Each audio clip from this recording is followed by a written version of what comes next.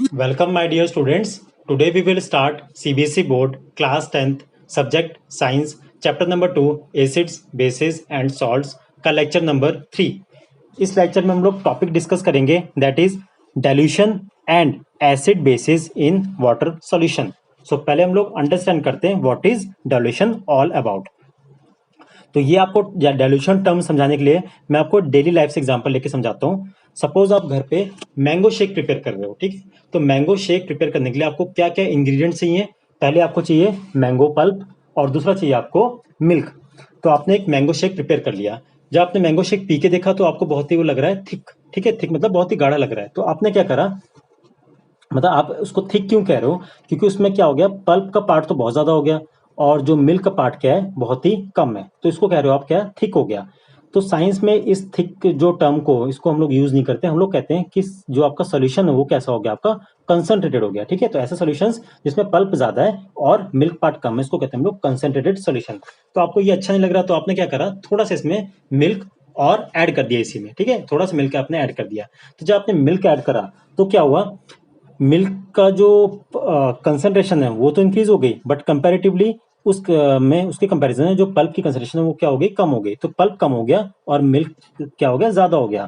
तो अब जो आपका जो शेक है वो कैसा बन गया, थिन हो गया, ठीक है। जो आप थिन है, इसको साइंस से हम लोग कहते हैं डाइल्यूट, ठीक है। तो डाइल्यूट में क्या चीज होती है, पल्प आपका कम होता है बट आपका मिल्क का जो परसेंटेज है, कंसेंट्रेशन है, वो क्या हो जाती है, ज्यादा हो जाती है, ठीक है। तो हमारे पास दो तरह के सोल्यूशंस आते हैं केमिस्ट्री में, एक डाइल्यूट सोल्यूशन होते हैं, एक आपके कंसेंट्रेटेड सोल्यूशन होते हैं, ठीक है। तो याद रखना, कंसेंट्रेटेड में आपका पल्प आपका ज्यादा हो गया इस केस में और मिल्क कम है, और डाइल्यूट में आपका पल्प कम है और मिल्क ज्यादा है। ये चैप्टर हमारा सारा बेस्ड है एसिड्स और बेसिस पे। तो हम लोग एसिड और बेसिस की टर्म्स में पढ़ते हैं कि डाइल्यूट और कंसेंट्रेटेड क्या चीजें होती हैं, ठीक है। तो देखो, सबसे पहले आ गया आपका कंसंट्रेटेड एसिड। तो कंसंट्रेटेड एसिड क्या होता है कि उसमें एसिडिक पार्ट तो ज्यादा होगा, ठीक है, बट आपका वाटर का जो पार्ट है वो क्या होगा, काफी कम होगा, ठीक है। इसको कहते हैं हम लोग कंसंट्रेटेड एसिड्स। अब इसको हमने क्या करना है, थोड़ा सा डाइल्यूट बनाना है। डाइल्यूट इन द सेंस, आपको वाटर ज्यादा चाहिए और एसिड कम करना है, तो आप क्या करोगे, थोड़ा सा इसमें वाटर मिक्स कर दोगे। जब वाटर आप मिक्स करोगे तो इससे क्या होगा, वाटर कंसंट्रेशन क्या हो जाएगी, बढ़ जाएगी, ठीक है। वाटर बढ़ जाएगा और उसके कंपैरेटिवली जो एसिड है वो क्या हो जाएगा, कम हो जाएगा, ठीक है। तो अब हम लोग कहेंगे इसको सोल्यूशन को, वो क्या हो गया, डाइल्यूट एसिड हो गया। अब डाइल्यूट करने का तरीका क्या है, हमें वाटर को तो मिक्स करना ही है एसिड के साथ, बट इसका प्रॉपर वे क्या है कि वाटर को एसिड में मिक्स कर दें या एसिड को वाटर मिक्स कर दें, या दोनों चीजें सेम है, ठीक है। तो दो याद रखना आपने, दोनों चीजें सेम नहीं है। एसिड को वाटर मिक्स करना, वाटर को एसिड में मिक्स करना, दोनों ही कंप्लीटली डिफरेंट प्रोसेस है। तो हम लोग देखते हैं हम लोग कौन सा प्रिंसिपल या कौन सी स्ट्रेटेजी यूज करते हैं वाई डाइल्यूटिंग एंड एसिड। तो आपने एक चीज ध्यान रखनी है कि कभी भी आपने एसिड को, ठीक है, एसिड को, जैसे आपके बताता हूँ यहाँ पे ये, ठीक है, यहाँ पे कभी भी आपने एसिड को डाइल्यूट करना है तो आपने एक स्ट्रेटेजी यूज करनी है कि वाटर को एसिड में कभी भी नहीं डालना, ठीक है। अब ऐसा देखो, ऐसा क्यों नहीं करना हमने, देखो यहाँ पे एक बीकर है, इस बीकर के अंदर लिया हमने थोड़ा सा एसिड, और यहाँ पे इस फ्लास्क के अंदर लिया हमने थोड़ा सा वाटर। तो हम लोग क्या कर रहे हैं, वाटर को ऐड कर रहे हैं एसिड में। अब जब इनको वाटर और एसिड आपस में कांटेक्ट में आते हैं, जो इनकी रिएक्शन होती है वो हाईली एक्सोथर्मिक होती है। एक्सोथर्मिक मतलब बहुत सारी हीट रिलीज होगी। अब ये जो हीट रिलीज होगी, इससे क्या होगा कि इसका जो मटेरियल मतलब मिक्सचर है, ये स्प्लैश आउट हो सकता है, मतलब कंटेनर से बाहर आ जाएगा। बाहर आ जाएगा तो जो भी पर्सन है या स्टूडेंट है उसको यूज कर रहा है, उसको बर्न का कर सकता है, जला सकता है, ठीक है। तो it will cause the mixture to splash out, ठीक है, मिक्सचर बाहर आ सकता है। दूसरी चीज जिससे हो सकती है कि जब ये अंदर रिएक्शन हुई तो बहुत हीट प्रोड्यूस हुई, और जो अंदर तो हीट हो गई लेकिन बाहर कैसा का टेम्परेचर ठंडा है, तो अनइवन हीटिंग वजह से ये जो आपका ग्लास कंटेनर है इट में ऑल्सो ब्रेक। जब ये टूट जाएगा तो इस सारा एसिड वाटर का मिक्सचर बाहर आ जाएगा, ठीक है। तो दो नेगेटिव चीजें हैं जब भी हम लोग वाटर को एसिड में ऐड करेंगे, ठीक है। तो कभी भी आपने वाटर को एसिड में ऐड नहीं करना, this is completely wrong process. तो आपने दूसरा करना क्या है, आपने हमेशा एसिड को वाटर में ऐड करना है, ठीक है। दूसरी चीज में एक चीज ध्यान रखनी है कि it is always under the supervision of your teacher, ठीक है। ऐसे आपने अकेले परफॉर्म नहीं करना, ठीक है। अब देखते हैं यहाँ पे कैसे हमारा प्रॉपर प्रोसीजर क्या होता है। इस एक बीकर में हमने थोड़ा सा लिया है, यहाँ पे हमने लिया है वाटर, ठीक है। वाटर में हम लोग क्या ऐड कर रहे हैं, एसिड ऐड कर रहे हैं। तो इसमें भी एक चीज याद याद रखनी है आपने कि एसिड को आपने स्लोली ऐड करना है विद कांस्टेंट स्टीरिंग। स्टीरिंग किससे करेंगे हम लोग, मतलब मिक्स कैसे करेंगे, इसको ग्लास रॉड बीच में लगा देंगे, इसको शेक करते रहेंगे और साथ में धीरे धीरे हम लोग एसिड भी ऐड करते जाएंगे। तो आपने याद रखना है हमेशा एसिड ऐड करना है वाटर में, क्योंकि जो आपकी जो हीट होगी ना, हीट ये सारा वाटर क्या करेगा, उस हीट को एब्जॉर्ब कर लेगा, तो ये मिक्सचर स्प्लैश आउट भी नहीं होगा और ये बीकर आपका ब्रेक भी नहीं होगा। तो ये आपकी टेक्निक होती है किसी भी एसिड को या किसी भी बेस को डाइल्यूट करने में। एक चीज आपको और याद रखनी है कि जब भी आपको एसिड हो या बेस हो आप डाइल्यूट करोगे तो उसकी कंसंट्रेशन क्या हो जाएगी, कम हो जाएगी, क्योंकि पहले आपका स्ट्रॉन्ग एसिड रहेगा तो बाद में आप जैसे वाटर ऐड करोगे तो थोड़ा वीक हो जाएगा। वैसे ही आपका कोई बेस अगर स्ट्रॉन्ग है उसको भी डाइल्यूट करोगे आप, मतलब वाटर उसके साथ मिक्स करोगे तो वो भी आपका क्या हो जाएगा, डाइल्यूट हो जाएगा।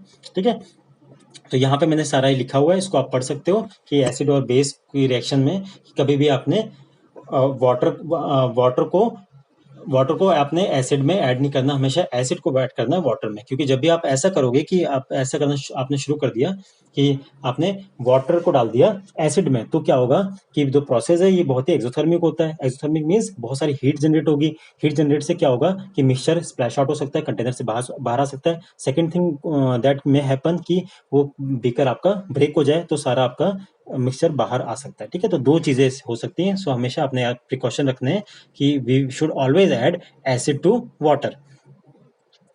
अब देखते हैं हम लोग कि अगर जब भी आप एसिड और वाटर जब डाइल्यूट करते हो तो एसिड में क्या क्या चेंजेस आते हैं। तो देखो, पहली चीज, सभी acids H positive ions produce करते हैं कब, जब उनको वाटर मिलता है। ठीक है, ये किसने कहा था, आर्हेनियस। ठीक है, आर्हेनियस जो आपका केमिस्ट था, साइंटिस्ट था, उसने बोला था कि हर एसिड्स, कोई भी एसिड है, चाहे HCl हो गया, चाहे H2SO4 हो गया या HNO3 हो गया, जितने भी एसिड्स हैं they all have capability to produce H positive. ठीक है, H पॉजिटिव प्रोड्यूस करेंगे, लेकिन कंडीशन है कब करेंगे, जब उनको क्या मिलेगा, वाटर। तो वाटर के प्रेजेंस में ही ये जो HCl होता है, जैसे हम लोग लेते हैं HCl हम लोग ने डाला वाटर में, तो वाटर में जब डाला तो बन गया आपका H पॉजिटिव और Cl नेगेटिव, मतलब H और HCl ये क्या हो गया आपका, ब्रेक हो गया। ठीक है, तो ये ब्रेक कब होता है, वाटर के प्रेजेंस में होता है। इस प्रोसेस को हम लोग कहते हैं डिसोसिएशन। ठीक है, इसको कहते हैं हम लोग डिसोसिएशन। तो in the presence of water acid and bases can dissociate to form ions. Acids form H positive ions और bases form OH negative ions. यहाँ पे हम लोग पहले एसिड्स की बात कर लेते हैं, तो पहले हम लोग उसको समझ लेते हैं एसिड्स वाले अच्छे से। पहली चीज, सभी एसिड्स H पॉजिटिव प्रोड्यूस करते हैं और कब करेंगे, जब उनको वाटर मिलेगा। सेकेंड थिंग, जो H पॉजिटिव प्रोड्यूस करते हैं वही रिस्पॉन्सिबल होता है उनका एसिडिक बिहेवियर के लिए। मतलब कोई सब्सटेंस अगर H पॉजिटिव नहीं प्रोड्यूस कर पा रहा तो एसिडिक बिहेवियर भी नहीं शो करेगा, और जो सब्सटेंस H पॉजिटिव प्रोड्यूस कर पाता है वो एसिडिक बिहेवियर शो करेगा। तो यहाँ पे देखो, जो हमने जैसे यहाँ रिएक्शन लिखी है HCl, ठीक है, हमने इसको डिसॉल्व कर दिया वाटर में, तो बन गया कि आपका H पॉजिटिव और Cl नेगेटिव। अब यहाँ पे हमने H पॉजिटिव को लिखा है H3O पॉजिटिव। ठीक है, ऐसा क्यों लिखा है, बिकॉज ये जो H पॉजिटिव होता है ये अनस्टेबल होता है ना। अनस्टेबल मतलब इसके पास एक भी इलेक्ट्रॉन नहीं रह गया, तो ये बहुत ही छोटा स्पीशीज होता है साइज में, इसलिए अनस्टेबल होता है। सो ये क्या करता है H पॉजिटिव कि जो वाटर होता है, ठीक है, H positive combine with the water, ठीक है, तो क्या बनाएगा आपका H3O पॉजिटिव। इसको हम लोग कहते हैं हाइड्रोनियम आयन। तो हाइड्रोनियम आयन की फॉर्म में एग्जिस्ट करता है H पॉजिटिव। ठीक है, हम कभी इस फॉर्म में एक्चुअल में एग्जिस्ट नहीं करता, वो एक्चुअल में इसी फॉर्म में करता है। तो आप या तो उसको लिखो H पॉजिटिव को ऐसे लिखना है आपने H3O पॉजिटिव, अगर आपने H पॉजिटिव लिखना है तो आपने नीचे उसके क्या लिखना है, एक्वस भी लिख देना है। ठीक है, तो ये और ये लिखो या आप ये यूज कर लो, दोनों ही एक चीज है। याद रखना है क्योंकि आपका जो H पॉजिटिव होता है वो अनस्टेबल मॉलिक्यूल होता है, इसलिए वो कंबाइंड फॉर्म में होता है। या तो इस फॉर्म में लिखो उसको, या H पॉजिटिव नीचे आप उसको एक्वस मेंशन कर सकते हो। ठीक है, तो यहाँ पे लिख दिया मैंने H positive can not exist alone because they are very unstable, so they can be written as H3O positive और they can be written as H positive aqueous. तो आप देख सकते हो यहाँ पे हमने एक और एसिड लिया है जो है हमारा H2SO4 सल्फ्यूरिक एसिड। इसको भी जब हमने वाटर मिक्स करा तो इसने क्या बनाया आपको H पॉजिटिव। अब यहाँ पे लिखा है आपने H पॉजिटिव, इसको आप ये भी लिख सकते हो H3O पॉजिटिव, आपकी मर्जी है। मैंने आपको दोनों लिख के दिखा दिए, यहाँ पे जो भी आपको लगे बेटर है वो यूज कर सकते हो आप। ठीक है, साथ में SO4 टू नेगेटिव। वैसे आप एक एसिड और है आपका नाइट्रिक एसिड, इसको भी जब वाटर में डालते हो तो बनता है आपका H पॉजिटिव, है ना, और यहाँ पे लिख दोगे एक्वस प्लस NO3 नेगेटिव। ठीक है, तो इट मीन्स जितने भी एसिड्स हैं they all have capability to produce H positive. लेकिन एक चीज याद रखनी है, H पॉजिटिव तभी प्रोड्यूस करेंगे जब वो उनको वाटर मिलेगा। ठीक है, वाटर होना चाहिए तभी आपके H पॉजिटिव बनेंगे, अदरवाइज वो एसिडिक बिहेवियर शो नहीं करते। ठीक है, इन द एब्सेंस ऑफ वाटर। अब यहाँ पे देखो एक एक्टिविटी है, समझने के लिए कि HCl है जो अपना एसिडिक बिहेवियर कब शो करता है, जब वाटर के कांटेक्ट में आएगा तभी शो करता है। जैसे यहाँ पे देखो, हमने लिया है एक सल्फ्यूरिक एसिड और साथ में लिया है सोडियम क्लोराइड। ठीक है, सोडियम क्लोराइड का फॉर्मूला होता है आपका NaCl और सल्फ्यूरिक एसिड का फॉर्मूला होता है H2SO4। ठीक है, हमने थोड़ा सा ऐड कर दिया इसमें, तो रिएक्शन क्या होगी, यहाँ पे बनेगा सोडियम सल्फेट Na2SO4। ठीक है, और क्या बन रहा है यहाँ पे, ये तो सेपरेट हो गए, Na2SO4 हट गया और बच क्या गया, H और Cl, तो HCl बना देंगे ये। ठीक है, HCl गैस की फॉर्म में इस कंटेनर से ऊपर को आनी शुरू हो जाएगी। तो हम लोग क्या करेंगे, ऊपर से उसको एक कॉर्क से सील कर देंगे, यहाँ पे डिलीवरी ट्यूब लगा देंगे और क्या करेंगे, डिलीवरी ट्यूब से पास करेंगे और यहाँ पे हम लोग एक, हमने रखा है एक मॉइस्ट लिटमस पेपर। ठीक है, वो किस कलर का, अभी आपका ब्लू लिटमस पेपर है।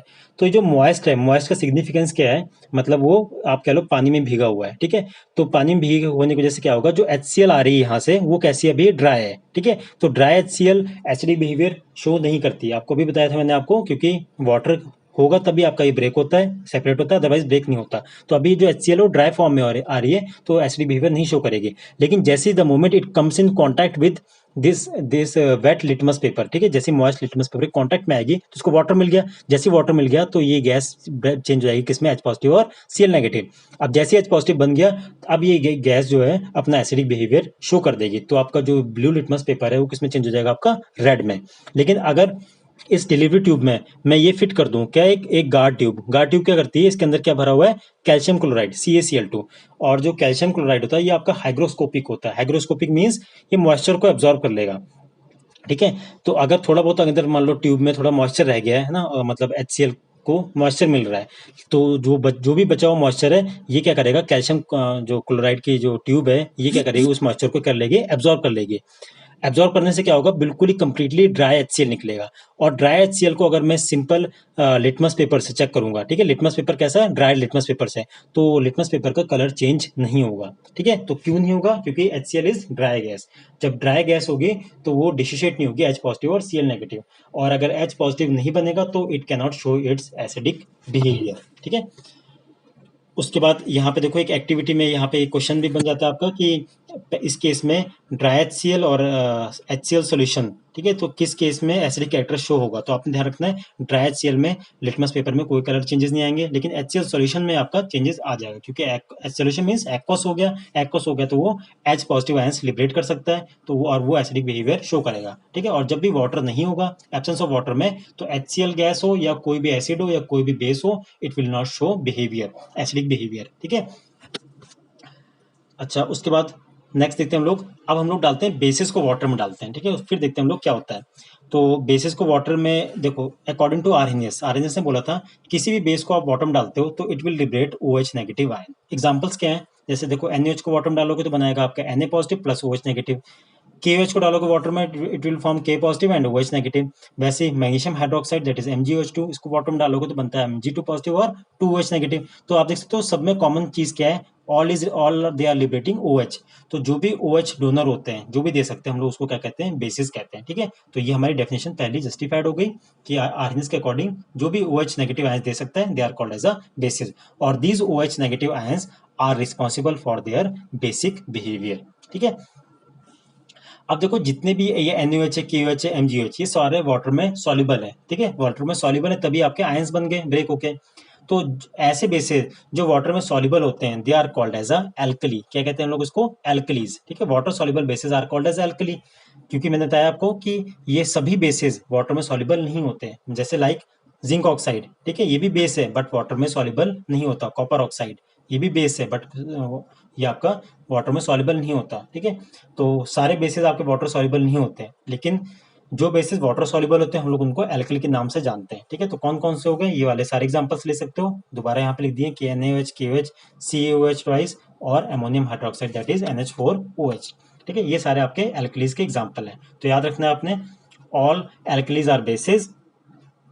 ठीक है, सभी एल्कलीज बेसिस है। ठीक है, इसका अगर मैं वेन डायग्राम बनाऊं तो ये ऐसे बन जाएगा, ये एल्कलीज हो गए, ये बेसिस हैं। ठीक है, सभी एल्कलीज आपके बेसिस हैं बट सभी बेसिस एल्कली नहीं है। लाइक अभी बताया था मैंने आपको, जैसे जिंक ऑक्साइड। ठीक है, ये बेस तो है but it is not a alkali. क्यों, बिकॉज ये वाटर में सॉल्युबल नहीं है। अब हम लोग देखते हैं कि अगर एसिडिक सॉल्यूशंस को किसी बीकर में हम लोग इलेक्ट्रिसिटी पास करें तो ये कंडक्ट करते हैं या नहीं करते। ठीक है, तो यहाँ पे एक एक्टिविटी है जो आपके एनसीईआरटी में 2.8 के नाम से एक्टिविटी है। इसमें हम लोग पहले देख लेते हैं इसके फिगर डायग्राम इसका देख लेते हैं, इसमें क्या क्या बताया हुआ है। यहाँ पे हमने एक सेटअप लिया, इस सेटअप पे हमने क्या क्या चीज़ें ली है, बीकर लिया है। इस बीकर में हमने थोड़ा सा डाइल्यूट एसिड डाल दिया है और नीचे रबर कॉर्क लगा दिए। रबर कॉर्क में हमने आयरन नेल्स फिट कर दिए दो। इससे हमने एक वायर अटैच कर दिया, एक यहाँ से एक यहाँ से। इसको हमने एक बैटरी से अटैच कर दिया, नेगेटिव पोल है ये पॉजिटिव पोल है, या साथ में इसके लग गया स्विच, और एक हमने बल्ब भी अटैच कर दिया है सॉरी। तो आप जैसे ही स्विच ऑन करोगे तो बल्ब क्या विल स्टार्ट ग्लोइंग। तो इस केस में बल्ब क्या जल जाएगा। ठीक है, जब हमने डाइल्यूट HCl किया। सेम सेटअप हमने यहाँ पे भी लगाया है, बट हमने चेंज कर दिया dilute, instead of using dilute HCl we are using glucose solution. ठीक है, ग्लूकोज का फॉर्मूला क्या होता है, C6H12O6। तो अब आप देखते हो ये सर्किट सब कुछ सेम है। ठीक है, बट ये सर्किट कंप्लीट नहीं हो पा रहा। कंप्लीट क्यों नहीं हो पा रहा, बिकॉज जो ग्लूकोज होता है ये डिसोशिएट नहीं होता। डिसोशिएट मीन्स ये ब्रेक नहीं होता, मतलब आयंस नहीं बनाता, it does not form any ions. तो आयंस नहीं बनाता, इसलिए ये आपका कंडक्टिंग नहीं होता। ठीक है, वहीं आपका जो HCl है आयंस बनाता है, आपको पता है H पॉजिटिव और Cl नेगेटिव के आयंस, और ग्लूकोज आपके आयंस नहीं बनाता। तो आयंस चार्ज कैरी करते हैं, तो यहाँ देखो आपस में दोनों कनेक्ट नहीं हो रहे। कनेक्ट नहीं हो रहे तो मतलब इनको कौन कनेक्ट कर रहा है, डाइल्यूट HCl। तो ये यहाँ के चार्ज को उठा के कौन ले जाएगा, यहाँ पे आयंस चार्ज को कैरी करेंगे। बट यहाँ से उठाने वाला चार्ज कोई है ही नहीं, मतलब कोई चार्ज कैरियर कौन होगा, आयंस होते हैं। तो आयंस तो यहाँ पे प्रेजेंट है ही नहीं, क्योंकि ग्लूकोज क्या करता है, आयनाइज करता ही नहीं है, ब्रेक ही नहीं होता। तो चार्ज को कौन कैरी करेगा, इसलिए आपका सर्किट यहाँ पे कंप्लीट नहीं हो रहा। अगर सर्किट कंप्लीट नहीं हो रहा तो यहाँ पे बल्ब भी आपका ग्लो नहीं करेगा। ठीक है, तो ये एक्टिविटी ये आपको शो करती है कि ग्लूकोज सॉल्यूशंस में जो ग्लूकोज होते हैं इनका फॉर्मूला होता है C6H12O6। ठीक है, इसके अंदर भी हाइड्रोजन है, ग्लूकोज वाले में भी, और वहीं HCl वाले में भी क्या हाइड्रोजन है, बोथ कंटेन हाइड्रोजन। बट जिसके पास भी हाइड्रोजन हो, जरूरी नहीं को आपका एसिड हो। ठीक है, तो यहाँ पे देखो कि the bulb will start glowing in the case 1 acids. और ग्लोइंग ऑफ बल्ब ये क्या बताता है आपको कि यहाँ पे there is a flow of electric current through the solution. यहाँ पे इलेक्ट्रिक करंट फ्लो कर रहा है क्योंकि यहाँ पे आयंस बन रहे हैं। वहीं पे आपके यहाँ पे बल्ब ग्लो नहीं कर रहा, तो ग्लो नहीं कर रहा तो ये शो करता है कि यहाँ पे आयंस नहीं बन रहे, क्योंकि ग्लूकोज डिसोशिएट नहीं होता। तो हमारी इसमें ऑब्जर्वेशन क्या है, ऑब्जर्वेशन ये है कि the bulb glow in HCl case और does not glow in the glucose case. ठीक है, तो इसमें ग्लो क्यों कर रहा है, बिकॉज यहाँ पे क्या हो गया, आयंस बन गए, और आयंस क्या करते हैं, ये इलेक्ट्रिक करंट को क्या करते हैं, कैरी करते हैं with the help of ions. ठीक है, चार्ज को कैरी करते हैं। नेक्स्ट, इसका रिजल्ट क्या हमें एक मिला यहाँ से एक्टिविटी से, कि जो HCl है डिसोशिएट होता है H पॉजिटिव और Cl नेगेटिव में। तो दीज आयंस कंडक्ट इलेक्ट्रिसिटी। ठीक है, जिसकी वजह से आपका बल्ब ग्लो करता है। वहीं आपका जो ग्लूकोज होता है ये डिसोशिएट नहीं करता। अगर डिसोशिएट नहीं करता तो इलेक्ट्रिसिटी भी कंडक्ट नहीं कर सकता। ठीक है, तो याद रखना आयंस चार्ज को कैरी करते हैं, तो जिसके पास आयंस होंगे वही चार्ज को कैरी कर सकता है। NaOH अगर डाल दूं मैं यहाँ पे HCl की जगह तो वो भी चार्ज को कैरी कर सकता है। ठीक है, क्योंकि उसके पास भी वो भी NaOH क्या करेगा, Na पॉजिटिव और OH नेगेटिव देगा, मतलब वो भी आयंस दे सकता है। बट ग्लूकोज हो गया, अल्कोहल्स हो गए, ये आयंस नहीं देते, इसलिए आपको इलेक्ट्रिसिटी को कंडक्ट नहीं करेंगे, तो इन केस में बल्ब ग्लो नहीं करेगा। तो कंक्लूजन क्या निकलता है इससे, ऑल एसिड्स कंटेन हाइड्रोजन। जैसे हमने पढ़ा कौन कौन से, HCl, HNO3 है ना, H2SO4, ये सारे सबके पास क्या है, H तो है, लेकिन ये डिसोशिएट होकर आपको H पॉजिटिव देते भी हैं। और वहीं but not all compounds containing hydrogen और एसिड्स। ठीक है, मतलब जैसे ग्लूकोज है, ग्लूकोज का फॉर्मूला क्या है आपका C6H12O6। तो आप देख सकते हो इसके पास भी H है, इनके पास भी H है ना, इन सब के पास भी H है, लेकिन ये क्या है, H पॉजिटिव देते हैं, मतलब डिसोशिएट हो जाते हैं। वहीं आपका ग्लूकोज है, ये डिसोशिएट नहीं होता, मतलब ब्रेक नहीं होता कि H पॉजिटिव दे सके, देयरफॉर ये आयंस नहीं देता, तो कंडक्टिविटी भी इसकी नहीं होती, इनकी कंडक्टिविटी होती है। This is activity is very important. और इसके बाद आपके जो भी मैंने आपको पढ़ाया है इस पे बेस्ड जो क्वेश्चंस हैं आपके सामने, क्वेश्चन नंबर 1 से लेके 4 तक इन टेक्स्ट के, इसके यहाँ पे आप पढ़ सकते हो। मैंने आपको जो बताया है वही चीज़ें हैं इसमें रिपीट होंगी, तो आप इसके सॉल्यूशंस भी मैंने यहाँ पे दे रखे हैं, इसको भी आप वन टाइम गो थ्रू कर सकते हो। और उसके बाद हमारे आते हैं एक्सरसाइज बेस्ड क्वेश्चंस। तो एक्सरसाइज में आपका 6th 7th 8th क्वेश्चन है एक्सरसाइज बेस्ड वाले, और इसके सॉल्यूशंस भी मैंने यहाँ पे दे रखे हैं। एक क्वेश्चन डिस्कस कर लेते हैं कि 8th क्वेश्चन जैसे why acids not show acidic behaviour in absence of water. तो अभी हमने पढ़ा है कि एसिड्स हमेशा वाटर के प्रेजेंस में शो करते हैं, क्योंकि वाटर के प्रेजेंस में वो ब्रेक होते हैं या कह सकते हो आप डिसोशिएट होते हैं इनटू आयंस, और अगर वाटर नहीं होगा तो डिसोशिएट भी नहीं होंगे। ठीक है, तो this is the reason why acidic या बेसिस शो एसिडिक बिहेवियर या basic behaviour only in the presence of water and not in the absence of water. उसके बाद ये सारे आपके कुछ MCQs है इस लेक्चर पे बेस्ड, इनको भी आप दे सकते हो। इनके सॉल्यूशंस मैंने आपके ब्लू कलर में हाईलाइट कर रखे हैं, इनको एक बार आप खुद से करो, इसको देख लेना। और इसके बाद कुछ आपके सब्जेक्टिव क्वेश्चंस भी हैं यहाँ पे मैंने दे रखे हैं। यहाँ से स्टार्ट हो गए आपके क्वेश्चन, सब्जेक्टिव क्वेश्चंस 1 से लेके स्टार्ट हो गए। तो सारे जो भी मैंने आपको पढ़ाया हुआ है, सारे बेस्ड क्वेश्चन जो भी आपके एग्जाम्स में आते हैं, है ना, या आज तक आए हैं बोर्ड्स में, वो सारे मैंने कंपाइल करके आपको एक जगह दे रखे हैं। ठीक है, with this our lecture number 3 is completed, और लेक्चर 4 में हम लोग करेंगे strength of acids and bases. ठीक है, तो keep studying and thanks for watching video.